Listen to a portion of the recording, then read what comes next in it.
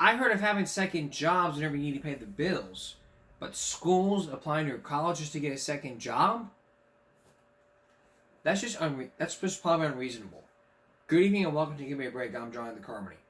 Throughout the past week, we've been telling you all about the enrollment of kids who were not enrolled. They were just unenrolled. And as we first been telling you ever since the story aired, a lot of these kids are unenrolled but are still on the rolls. Ghost kids. So what's really going on? Well, there's more to come. There's more updates that are still ahead. Here's Chris Papps. How is your daughter doing? She's doing great. Project Baltimore last spoke with Desmond Stinney 2 years ago. It was extremely stressful. At the time, Stinney's daughter, Xaviera, was a cadet at the United States Coast Guard Academy, and she was struggling. It was a real shock to us when she got to the academy, how far behind she was. Xaviera graduated from Baltimore Polytechnic Institute, one of the city's highest performing public high schools. Our prize cadet here, we're so proud of her. But at the Coast Guard Academy, Stinney says, she was so far behind academically, she nearly failed out. It was really shocking that she wasn't better prepared. And it's for that reason that Stinney was stunned when he heard that Baltimore City Public Schools CEO, Dr. Sonny Santelises, recently got a second position. I was a little baffled by that decision. Santelises, earlier this month, was named Superintendent in Residence for the Broad Center at Yale University, where she will mentor urban educational leaders. The Broad Center's primary mission, according to its federal nonprofit filings, is to raise student achievement. But in this news release announcing Dr. Santelises' new position, the Broad Center mentions nothing about improved student achievement. The announcement states Dr. Santelises has worked tirelessly to craft meaningful curricula, make her district's facilities more sustainable, modernize vocational training, and respond to the unprecedented challenges posed by the COVID pandemic. Yes, new buildings were built, new curriculums were written. What is the results of those things? Dr. Santelises has been CEO of City Schools since the 2016-2017 school year. In 2017, the graduation rate was 70.67%. In 2024, the last year for which we have data, the graduation rate was 70.98%. Over those 8 school years, the attendance rate and the average SAT score have decreased, while chronic absenteeism and the dropout rate have increased. Baltimore City is one of the lowest performing large school systems in the nation, according to federal testing known as the National Assessment of Educational Progress. And Baltimore City's scores in math and reading following COVID in 2022 fell by more than the national large city average. Considering that the Broad Center's primary mission is to raise student achievement, Project Baltimore emailed Yale University asking what student achievement metrics the Broad Center considered in the hiring of Dr. Santelises. In a response, Yale did not answer the question, stating, "We believe that this will have an indirect impact on student achievement in public school districts across the country." If Baltimore is the model, is that going to be the national model for student achievement? I'm not sure that that's something that would be beneficial to the country. This past spring, after receiving extensive tutoring, Stinney's daughter graduated and is currently a commissioned officer in the U.S. Coast Guard. She got through the challenges. But Stinney worries about other students who may not get the help that his daughter did. If the Broad Center is a results-focused organization, then I really don't understand their decision if they're just basing it on the results. It has to be based on something else, and I'd like to know what that is. Dr. Santelises is still under contract with City Schools until June 30th of next year, where she earns a total of about $500,000 in total compensation. Taxpayers have been told Her position with the Broad Center will be flexible and part-time. Now, we did reach out to Yale asking for what Dr. Santelises' salary will be at the Broad Center, and they told us they do not release compensation. I'm Chris Pabst, and this is Project Baltimore. We'll keep following this story, and on a future broadcast, we'll let you know what happens. There you go. Alright, so here's where things take a toll for the worse, We pay our taxes, and our tax dollars go to our schools. But when it comes to the kids' education, it's like superintendents get higher bonuses than the teachers. It's like, where did the $100,000 go? It's like, the schools need it as well as a lot of other people do, but when it comes to education, nobody gives a flying crap. And when it comes to stuff like this, you often wonder, is my child going to be educated? Out of towners come to the school to see what goes on, and it still happens. So we'll let you know what happens. We'll keep you posted. Still ahead, could you ask for directions from somebody that knows where that place is? Dennis Murray will tell you. Also, prisoners using phones. This is not another 60 Minutes story. This is not 1-800-CON-MAN. This is a Chris Wallace story that you probably don't want to miss, along with 1-800-CON-MAN. Stay with us. A few seasons ago, we focused in on telemarketers, the ones that interrupt your dinner time. But this is not a story about telemarketing, although it is like telemarketing but different. This is a story about your privacy. It's about people knowing about your medical records, your tax records, all that stuff. But what if we were to tell you that it's coming from jail?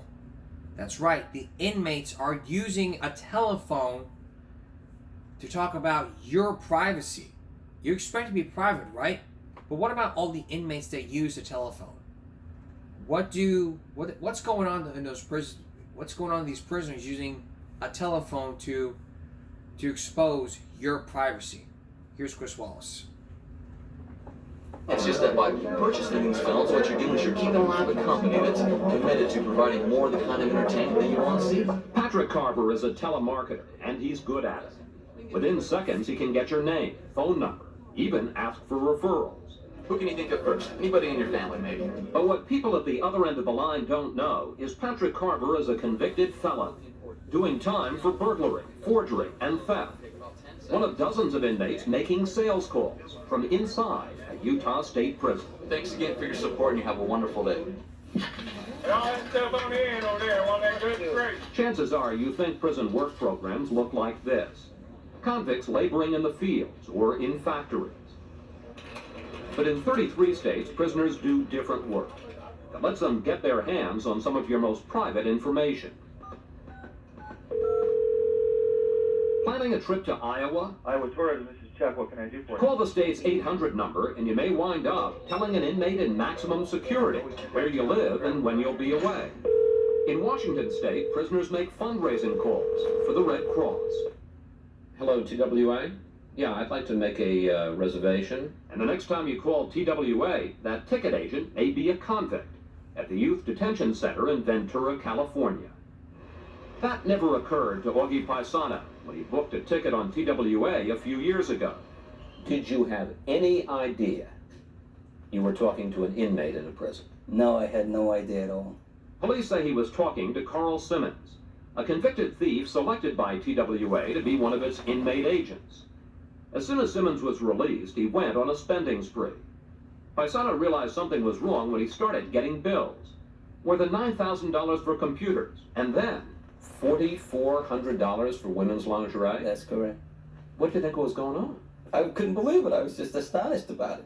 When police caught Simmons, they found the credit card numbers of more than 60 TWA customers. TWA says they're giving criminals a skill, they're helping rehabilitate them. It's nice that they want to help people. We're dealing with people over the phone and credit cards, and I didn't think that was very smart. Why would a company risk letting felons see your private information? Like almost all the others, TWA won't discuss its program.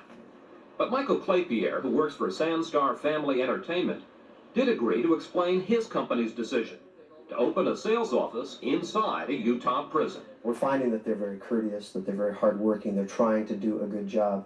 Claypierre says his company hires inmates because they're a stable and cheap workforce, and because it wants to teach them a skill. They sell wholesome family movies. Free of any profanity, and there's no graphic violence, and there's no sexual content. But some of the sales force isn't so wholesome. Are there murderers? I don't know. But there could be. Sure, Rapists. could be. Isn't it asking for trouble to have them in contact with people on the outside, taking phone numbers, addresses, information about friends? Isn't it asking for trouble to have them do that? If you take the most negative turn of life, yeah, you could be asking for trouble. I will never feel safe and secure again as I did before this happened. Trouble is exactly what Beverly Dennis got. And what happened to this hard-working grandmother from Ohio shows the risks of using prison labor. There you go. See you tomorrow. Beverly has 2 jobs, but still struggles to make ends meet. So when another company, Metromail, sent a consumer survey like this to her home, she didn't mind filling it out. Beverly got more than she bargained for. I wanted just what it said on the front. You will receive free coupons and samples. Instead, I got a handwritten 12-page sexually explicit letter that is so frightening. Frightening, because the writer knew so much about her. Her favorite soap, the magazine she read, that she's divorced. He described his sexual fantasies about her, and signed the letter with all my love, Hal. I just felt like I was raped by mail. I have no idea who this person is. Why would they say these things to me? I wrote it. Your handwriting. It sure is. Looks like it. Meet Hal Parfait, an inmate serving a 7.5-year sentence for breaking into a neighbor's house and raping her. Why did he get in touch with Beverly Dennis? He says, just to write a letter. You wrote some pretty personal things to this woman. Yes, I sure did. Making love, Exactly. intimate. Exactly. You used all kinds of personal information to make it sound like you knew everything about this woman. Right. Beverly Dennis says your letter terrified her. Probably did. I'm sure it did. Really, I'm sure it did. How did Hal Parfait ever get his hands on such personal information about Beverly Dennis? Well, believe it or not, it was part of his job here at the Wynn Prison in Huntsville, Texas. The prison had a contract for inmates to take information from consumer surveys and enter it into computers. Inmates doing time for such crimes as murder, robbery, and rape. Parfait says he and other inmates were amazed at the information they saw. Everything from what appliances people own to how much money they made. Parfait says he bought information about Beverly Dennis from a fellow prisoner. You got all this information, For 25 cents. and that's what a person's personal life is worth out here in the prison. Apparently so. Quarter. 25 cents. Texas has had other problems. Prisoners who used to mail out tourist brochures sometimes sneaked in obscene messages. And this prison unit was once headquarters for a car theft ring, according to prison internal affairs investigator Bob Gard. They got out approximately 1,000 titles that we know about. Some inmates who were supposed to process car titles smuggled them out to accomplices, who would then steal cars that closely matched the make and model on the stolen titles. Gard says the ring involved not only inmates, but prison staff. One of the former employees was a prison industry supervisor, and the second was a correctional officer. And they were in on the scam. Yes, sir. Texas prisons no longer accept private work, but saved taxpayers more than $3 million last year processing documents for government agencies. This right here is Touring prison work areas, we saw tax records, court rulings, patients' medical files, the most sensitive information all being thumbed through by felons, including murderers, and up until this September, sex offenders, like convicted child molester David O'Shields. He says he saw plenty while working with car title applications. Phone numbers, social security numbers. Divorce decrees, number of children. Yes, sir, that's correct. How do you think most people would feel if they knew that some of their most private personal information is being thumbed through by convicted criminals? It would probably make people pretty paranoid. What we have here, Larry Fitzgerald, spokesman for the Texas prisons, insists security has been beefed up. if we have to strip search them 7 times a day, we do it. There are daily thorough strip searches, and inmates face felony charges if they remove documents from the workplace. Fitzgerald says sensitive information is safer here than on the outside. In the free world, what guarantee do you have when you, Chris, give out your social security number to somebody or your credit card? What guarantee do you have that that's not going to be misused? Let me make sure I got this straight. You'd rather see criminals here in prison handling this kind of information than either private or government workers out in the free world? I think our record's better. It is nuts. It's not something that ought to be done. Florence Shapiro, co-chair of the Texas State Senate's Criminal Justice Committee, is against letting inmates get their hands on personal information. One reason they do may be that Texas lawmakers don't seem to know what's going on. When we sat down with Shapiro, the only thing she thought prisoners were doing was mailing out car registration stickers. And as far as you know, that's the only information they're Yes. currently processing? Yes. Senator, we saw inmates still processing tax records, medical records, court rulings. I mean, quite frankly, it's a lot worse than you thought. Yes, it is. I guess I have to ask you, I mean, as the vice chairman of the committee that oversees the prisons, how come we saw that and you don't know that? Probably because you decided to investigate it and we haven't had an opportunity to do so. Meanwhile, prisoners keep handling sensitive information, and consumers are the last to know. This is Rusty Weber with Sandstar Family Entertainment. Like other telemarketers, Sandstar instructs its inmate sales force not to mention they're calling from prison. The company says that information isn't pertinent. Do you think that's fair to your customers? I don't believe that it's unfair to the customer. And how do you think they'd react if they knew? You think they might be a little bit less likely to give their address, their phone number, the names and phone numbers of 6 of their friends?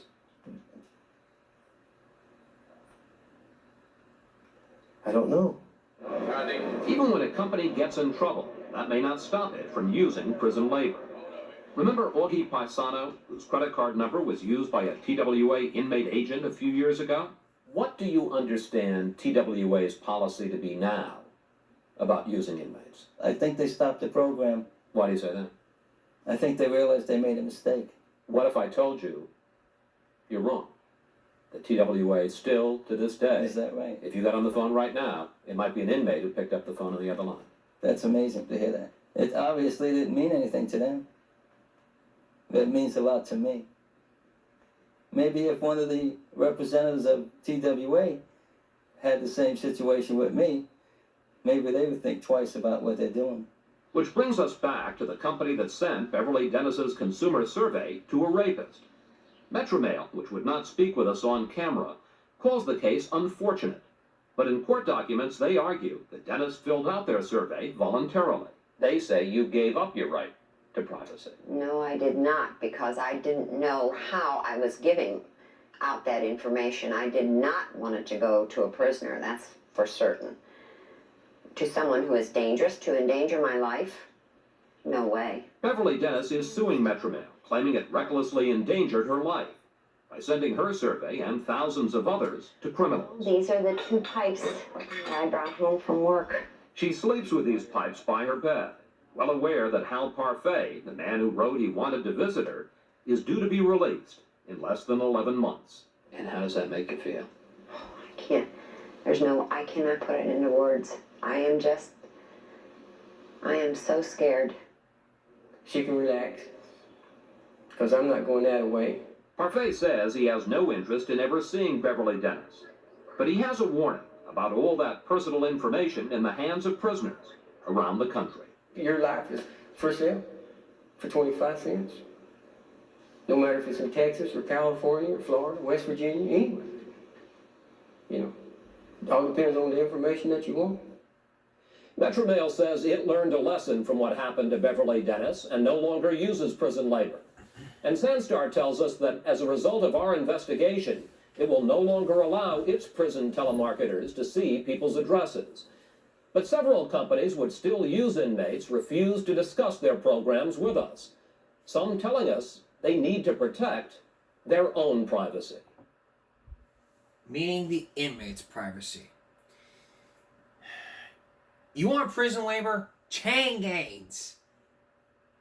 Chain gangs. Put them in chains. We don't need telemarketers. Prison telemarketers don't need any of that crap. Just understand where people are coming from these days. Nobody wants to see any of that happening. Not one person. Okay.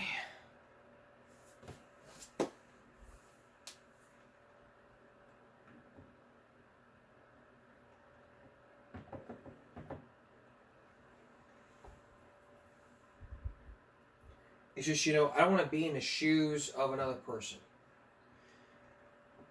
who heard about stuff like this. And believe me, I wouldn't let that happen. One Mother's Crusade would start in safety at the playground. How come? John Quinones has her story. Stay with us. Our next story is about a mom from Michigan who became a hero after her daughter died of a playground accident. But this wasn't an ordinary playground accident. This was an accident unlike any other. As John Quinones explains, you want to put yourself in your mother's shoes during this story.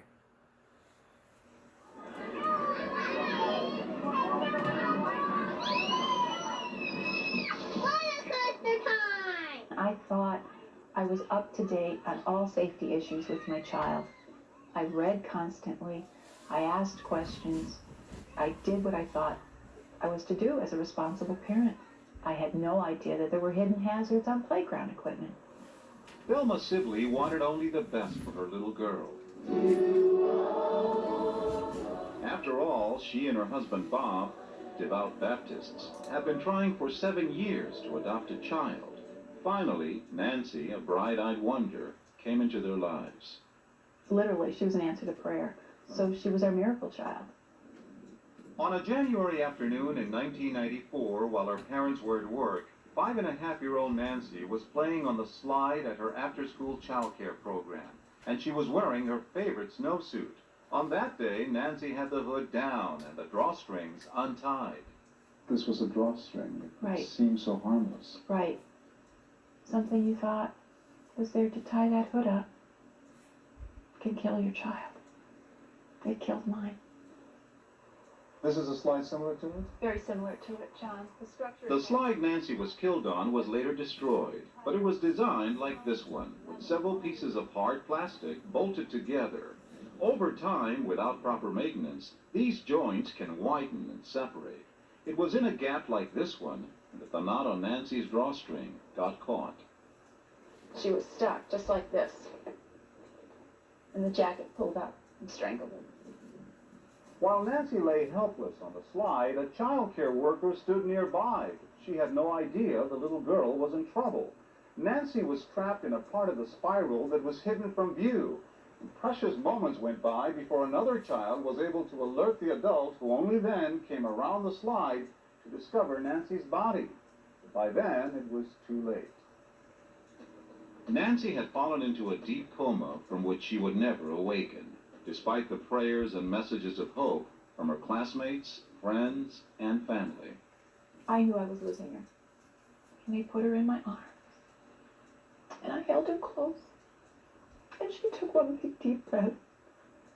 Just seconds after they took her off the ventilator. And then the angels took her. The grieving mother then turned her rage on the jacket that was left behind. I started yelling at this jacket. That I don't understand how something I put her in to keep her warm, to keep her safe from cold getting in her ears and such, the hood up, tied. How could you do this? I don't understand this. And neither did anyone else. In fact, everyone called it a freak accident. But then the school board released a report on its investigation. While reading about the case one night, Nancy's mother discovered there were others like it. Grief turned to shock when Thelma Sibley realized that her daughter's death could have easily been prevented, and it wasn't such a freak accident after all. In the last 10 years, at least 17 children have been strangled by drawstrings. Another 42 nearly died. Even more startling to Nancy's mother, after similar deaths in Great Britain, that country banned the use of drawstrings in children's clothing altogether, almost 20 years ago. So I didn't sleep again that night. And I thought, now I have this information. Am I going to sit here and wait till I open the paper again and see that another child has died this way? And so I thought to myself, okay, Lord, what do I do with this? As Thelma pondered what to do next, lawyers started calling with the lure of a lawsuit. And 3 of them had approached us and said, such the deal I can give you and what money you can make. And I was appalled. You could use the money? Anybody could use the money. But how could you spend the money when you know it was related to your daughter's death? And if Nancy was that much of a gift to me from God, and that important to me, I'm going to be that shallow to say that this new sailboat is going to make me feel all better? No. To me, it's blood money. It's blood money. Instead, Thelma Sibley decided to do something totally different. I want it to be a legacy for Nancy. The woman who had never before campaigned for or against anything set out to change the way children's clothing is made. When things are preventable, when things can be designed safer, we are responsible as parents to let the industry know, to let government know. So she started writing letters to the makers of children's clothes, congressmen, even Hillary Clinton. She's a mother. I told her, as a mom to a mom, I need your help here. And then Thelma began what she calls her own version of the Boston Tea Party. She asked her friends and neighbors to cut the drawstrings off their kids' clothes. She collected thousands of them and mailed them to the White House. This was my little girl. This was the last thing I could do for her. I had this information. I felt I was accountable. But she was also starting to feel discouraged. The White House simply forwarded her letters to the Consumer Product Safety Commission, an agency Thelma knew very little about. Her fears of a bureaucratic runaround, however, quickly disappeared when she received a personal call from the chairman of the commission. No bureaucrat is too busy to call people and say, I'm so sorry. I'm grief-stricken with you. Now let me tell you what we are doing and how we can work together to prevent this terrible tragedy from happening to another child. Can you see what they have? Ann Brown, who took over the agency a year and a half ago, is known for her tough, no-nonsense approach. I gave a deadline. I'd like to have it by the deadline, and I'd like to get moving on it. Brown arranged to meet Thelma Sibley in Washington, and the two of them hit it off right away. Ooh, I liked her. And I could feel the chemistry between us immediately. And she said, stick with me, kid, we're going to do this together. They forged a partnership and a friendship. During her visits to Washington, Thelma even stayed at Ann's house. It'd be great for you to get out to the labs tomorrow. With Thelma's support, Ann Brown's agency appealed to major manufacturers to voluntarily remove drawstrings from children's clothing. I'm honored to introduce Thelma Sibley now. It's a move Thelma had been earlier warned would take years to implement, but that was before these women teamed up. I hope you understand how bittersweet this hour is for me. We had never been aware of the situation that something like that could happen. Being a mother, meeting her and hearing her story, I cried. I was so moved. Nancy Meyer is an executive with Nike Sportswear, one of the first companies to respond to the initiative. Her activism really inspired me and motivated me as a businesswoman to really make a difference in the industry. I love the colors. Within just 4 months, Nike and 31 other major clothing companies had voluntarily agreed to redesign their entire line of children's clothing to remove the drawstrings. My snaps. This took 4 months. There's no invasive regulation. There's no red tape. It was simply a cooperative effort. It's the way I love to work. Today, in many parts of the country, it's getting harder and harder to find any new kids' clothing with drawstrings. It's a miracle. You take the consumer, you take the government, and you take the industry, and you can work as partners with no litigation, with no passing money, and something good came out of it. However, the communication needs to get out to parents. And now this Michigan mother is moving on to new battles, appearing in a video. Maintenance is the first important issue. People need to know. She wants parents to know how to avoid the biggest hazards on the playground. I learned 3 key points for parents. First, there's maintaining good ground cover. Especially under slides where children are coming down and they keep brushing it away. Keep it even, 12 inches of good ground cover, such as finely chipped wood chips. So that if a child falls... It cushions it, because 60% of all injuries are when children fall. And then there's the rust, a sign of general deterioration. Rust on swings and rust on slides and on the tire where it can break off. And finally, check for the kind of problem that killed her daughter. Watch out for catch points, where anything, not just strings, but scarves, hoods, can get caught. The best solution is equipment designed without those catch points. But in the meantime, Thelma says, parents should demand an easy fix. There's a silicone kit that the manufacturer of this slide can provide and fill in those gaps. The slide can be made safe. How expensive is that? $15 for the kit. That's all. How much is a child's life worth? I think a lot more than $15. A final footnote. When Nancy died, Thelma contacted her birth mother and invited her to the funeral. She brought along a haunting message. Nancy had been the product of a rape, and the birth mother had considered an abortion. But because of her deep faith, she felt God was telling her, please don't do this. This little girl, I have a purpose for her. And I said to her, I don't understand. She says, no, I don't either. I'm beginning to understand a little bit because of little Nanny's death. Hopefully, not another child has to die this way. The slide that Thelma was using in the report to demonstrate playground problems has been fixed, by the way. Now, if your children are wearing last year's coats, the Consumer Product Safety Commission recommends completely removing hood and neck strings from all children's outerwear, and at the least take the toggles off a waist drawstring. Shorten it, tack it to the garment so that it doesn't get caught in something.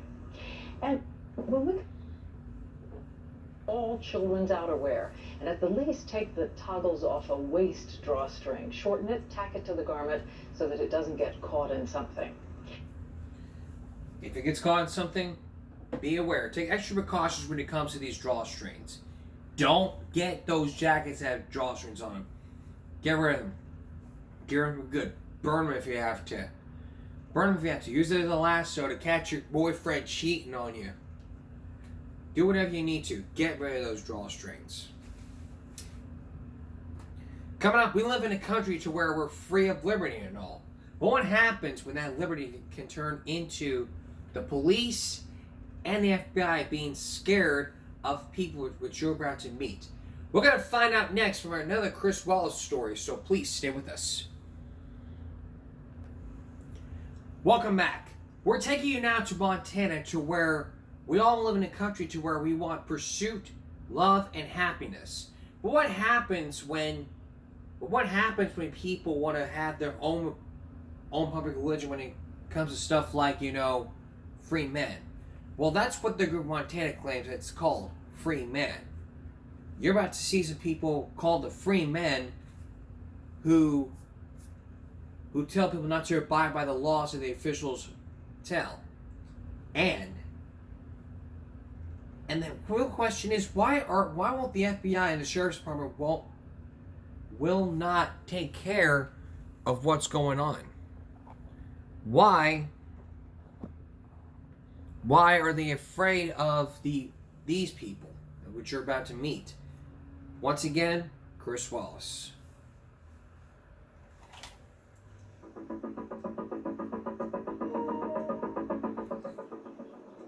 The men who live in this Montana cabin say their 20-acre ranch is no longer part of the United States. These two, and dozens of others, call themselves Freemen, a well-armed gang of anti-government outlaws who have declared war against public officials. Local authorities across Montana openly admit they've been intimidated by the Freemen. Judge Martha Bethel shut down her courthouse for 2.5 months this summer after receiving death threats. I carry mace, I carry a gun. Just It's an awful way to have to live. Prosecutor Vicki Knudsen decided not to seek re-election after her family started fearing for her safety. We're headed to the point where people are not willing to hold public positions because it's not worth dealing with them. In another county, the Freeman put $1 million bounty on prosecutor Nick Murnian. You're dealing with terrorism to begin with, and terrorism does impact one's peace of mind and one's sense of well-being. Terrorism in small-town Montana? That's what I call it, and that's the way I've treated it. The Freemen, so feared by local officials, come from the ranches and farms of rural Montana. Anti-government feeling is common here, but for some it is festered into a separatist, white supremacist ideology, spread by Freemen like Rodney Skirtle. Our liberties come from God. It does not come from our public servants nor from any of our public officers. The gospel, according to Skirtle, a 43-year-old ex-Marine, is that they are following God's law, not the government. The Freemen have created their own Supreme Court, appointing themselves as judges, and they've posted signs threatening to kill any public official who comes on their land. They believe that the government is absolutely illegitimate and has no authority over them. Ken Toole, director of the Montana Human Rights Network, says there are about 150 Freemen across the state, such as Al Hamilton, who's been in jail for allegedly threatening a police officer over a traffic violation. Now he challenges the court's authority over him. You're blatantly and knowingly and willingly and wantingly going against the Constitution of the United States and the Constitution of the state of Montana right here in front of all these people. And it's your job to arrest this man for treason. Do you regard them as kooks, as extremists, as revolutionaries, as terrorists? What? Yes. Yes to all. They advocate armed confrontation with the government as a legitimate political tool to bring about change. So we see them as a very dangerous phenomenon. Roundup, Montana, population 1,800, was a center for big sheep and cattle ranches in the last century. And these days, it seems as if this part of the Wild West is still wild. For 3 years, this cabin outside Roundup has been a headquarters for the Freemen. It's the home of Rodney Skirtle, whose anti-government crusade includes refusal to pay $29,000 in income tax. So the IRS seized title to his land. But Skirtle turned his 20 acres into an armed camp. From here, the Freemen have issued documents outlining their beliefs. That Jews are descended from Satan, that women have no right to vote, that the Constitution applies only to whites. We, the people of the posterity, are exercising our exclusive right to govern ourselves as a free, sovereign, independent state in law. Among those holed up in Skirtle's cabin, Leroy Schweitzer, This Freeman character would have messed a 57-year-old crop duster whose business was also seized by the IRS. Schweitzer, like Skirtle, is now wanted on felony charges ranging from bank fraud to threatening public officials. What this is about hatred. These men are haters. 434-237. Deputy Sheriff Buzz Jones is one of just 5 law enforcement officers who patrol the area near Roundup. Outnumbered and outgunned by the Freemen, he said he steers clear of Skirtle's cabin. They're wanted on a series of charges. Federal charges, state charges, felony warrants of all kinds. Deputy, why don't you go up and arrest him? We don't have the training in a little department, or the manpower, or the weaponry, or the expertise to do it. So if we go up there and try to do it on our own, someone's going to get hurt. Someone's going to get killed. What's more, with all the furor over the shootout with Randy Weaver at Ruby Ridge, officials say that local, state, and federal authorities are now unwilling to risk another bloody confrontation. We can't afford what happened at Ruby Ridge, okay, with Randy Weaver. We can't afford something like that. These people basically are in open revolt. Prosecutor Nick Murnian saw that revolt firsthand last year, when more than 24 Freemen took over the county courthouse in Jordan, 130 miles from Roundup. They held their own court session, with self-appointed Judge Rodney Skirtle presiding.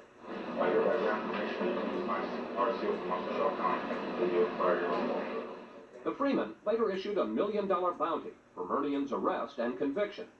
And one of the Freemen made this chilling threat. You'll be found guilty and you'll be hung. Murnian prosecuted that Freeman on a state terrorism charge and sent him to prison for 10 years. Murnian says it was a tense day in the courtroom. It's the first time that I ever had my own personal officer that told me which way to go if the bullets started flying, you know. Literally. Yeah. For all the Freeman's rhetoric against public officials, there was no serious indication they were actually going to follow through on any of their threats until a few months ago. That is when the FBI called local officials here in Roundup with a tip they'd received. The Freeman were going to attempt to kidnap a judge, have a trial with that against the judge, hang him, and videotape the whole thing. Just days after receiving the tip, County Attorney John Bowman was threatened when he turned down a Freeman who came to the courthouse to file a document from the self-proclaimed Freeman Court. And he said, yes, this is a legal document, you're showing your true colors, you will be dealt with. Deputy Sheriff Jones was called and arrested 2 men in a pickup, loaded with this arsenal of assault rifles, handguns, and thousands of rounds of ammunition, as well as other items that seemed to support the FBI kidnapping tip. We had the restraints, the plastic restraints that can be used as handcuffs. We had duct tape, and even we had a video camera. What does that say to you, Deputy? It says to me that something was afoot, that some evil intent was about to take place, and apparently we interrupted that. And there was more evidence of a kidnapping plot. This crude map found on one of the Freemen, marking the office and home of a county prosecutor. No sooner had the deputy brought in his prisoners than 5 more armed men showed up at the jail. At some point, we were able to realize then that they had weapons under their clothing. I stepped through the door with a shotgun like this, pointed my shotgun at them, and arrested them, just like that. But Prosecutor Bowman lacked hard evidence of a kidnap plot.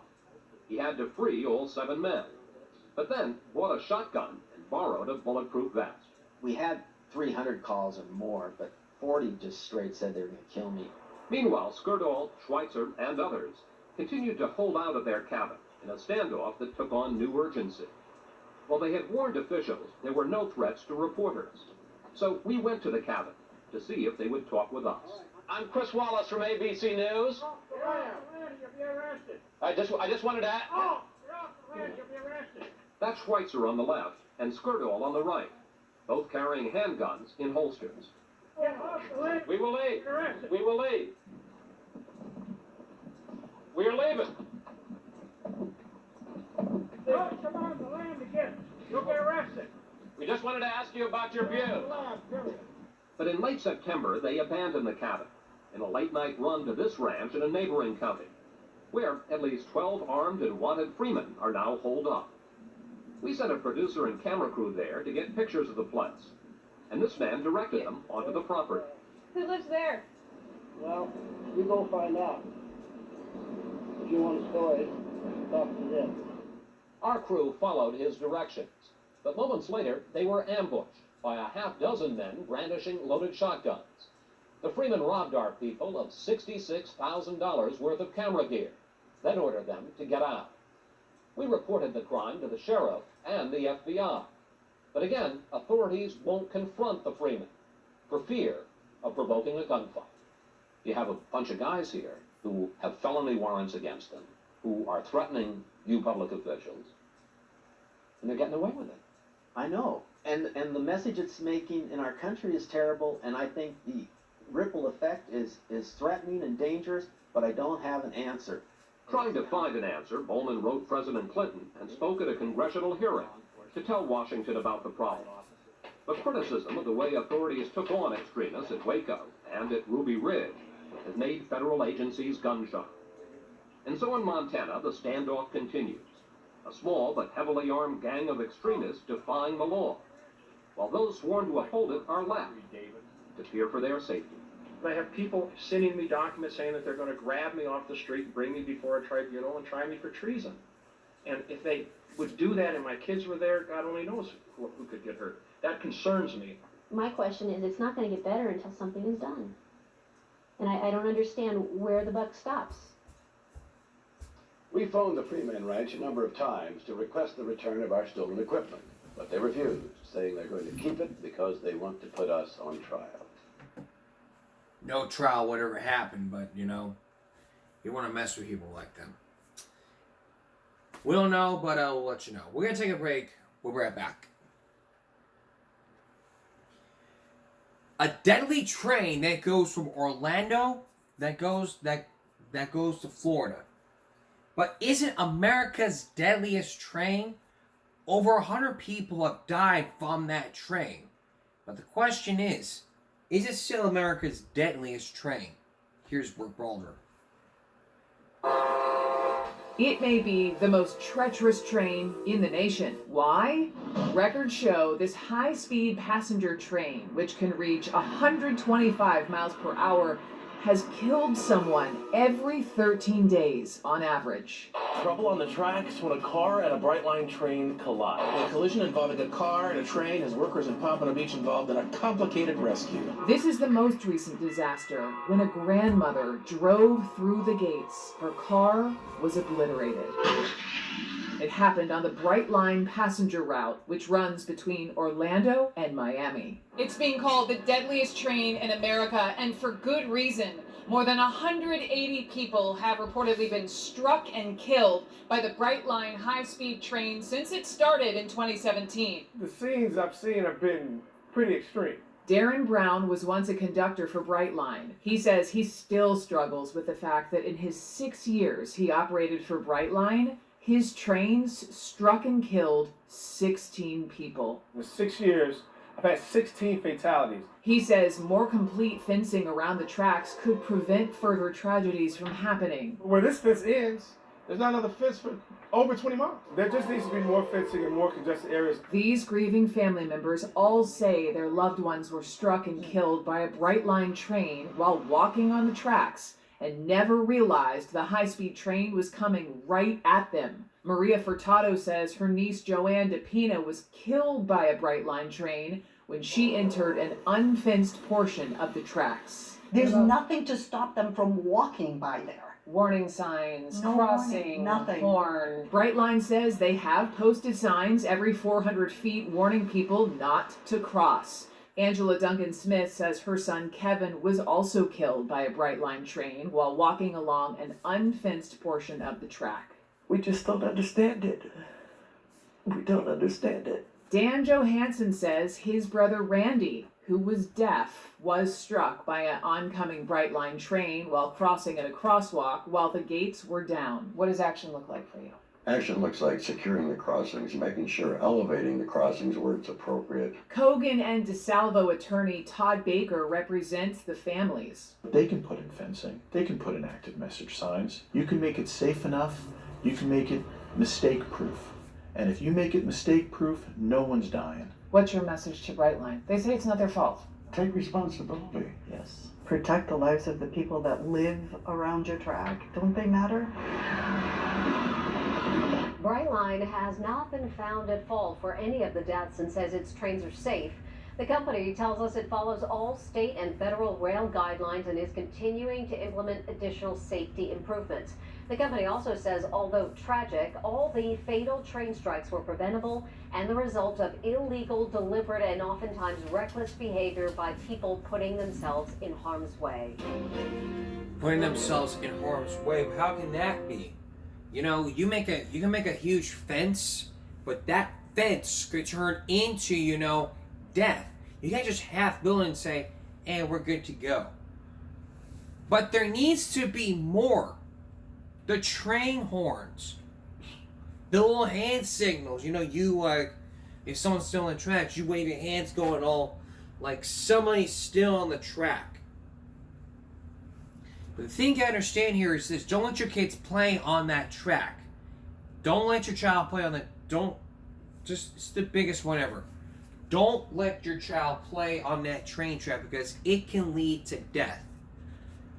The state of Virginia doesn't want to hear any whistles. Nobody in the state of Virginia doesn't want to hear train whistles. In the state of Virginia, if you live in the state of Virginia, they have an anti-whistle law for trains. Nobody wants to hear it because they're just tired of it. But what about safety? You know, what if a child dies? You know, you want to hear that horn, right? But nobody wants to hear it because, you know, they're trying to get to work. The thing I understand here is this, you know, this is key. There are no trespassing signs. You see the sign, but then you don't follow the rules. It's like, You play on the train tracks. You play on the train tracks, and the train comes in, poof, you get hit. The thing you must understand here is this, it is not okay to play on a train track. It's never okay. Never okay to do so.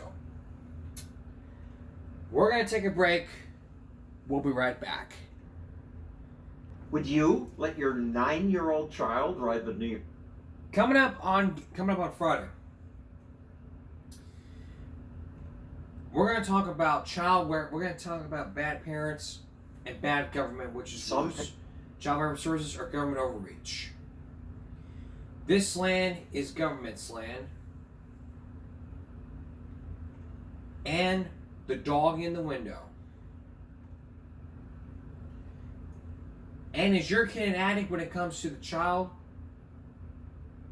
We're gonna look at some John Stoss reports all about socialist state of mind to a child addicted to her phone, bad parents, bad government. This land is government's land, and the dog in the window. All that's coming up on Friday. That's all for this edition of Give Me a Break Wednesday going to Thursday. We'll see you again for Give Me a Break Friday. For all of us here at YouTube and Give Me a Break, stop bullying and speak up. Concentration, not strength. No jaywalking. Take care of yourself and each other. Good night.